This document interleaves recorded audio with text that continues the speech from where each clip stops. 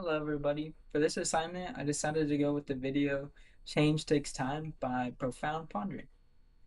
I picked it because honestly, it felt more real than a lot of the motivational stuff you usually see online.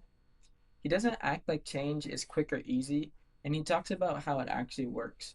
And I think that connects a lot with social change too, because movements and communities don't always change overnight.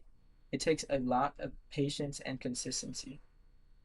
One part I really liked is when he talked about having two selves. He says the first self is shaped by our past, like your upbringing, your environment, or even your insecurities.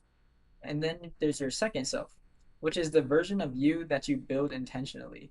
I thought that was a strong idea because it makes you realize, yeah, the past does influence you, but it doesn't lock you into place. You can still always create the person that you want to be. And that connects with responsibility because once you know you can change, it's up to you to actually do it. Another thing that stood out to me was how honest he was about setbacks. He says that everyone falls back into old habits sometimes, and I think that's very true. Instead of pretending growth is a straight line, he explains it's about catching yourself and moving forward. And I thought that was very effective because it makes the message relatable. It reminded me of audience adaptation, which we learned in our module. He's speaking to people who feel stuck, and it makes them feel understood instead of judged.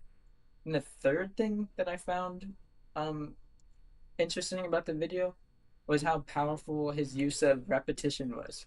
He keeps saying that change takes time in different ways, and then that really like sticks into your head.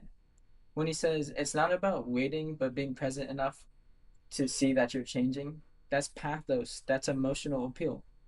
It gives you motivation, but it also sets realistic expectations that growth can be slow. He also brings up the idea of gratitude, like being thankful even before you reach your goals. I thought that part mattered because it shifts your mindset. Instead of thinking, I'll only be happy when I get there, he shows that you can start feeling that in the moment. So overall, I thought the video was effective because it's realistic, it's very relatable, and it uses emotion to connect with people. That's why I think it's a strong example of public speaking for social change. It makes you believe you can grow, and it makes you actually want to do something about it.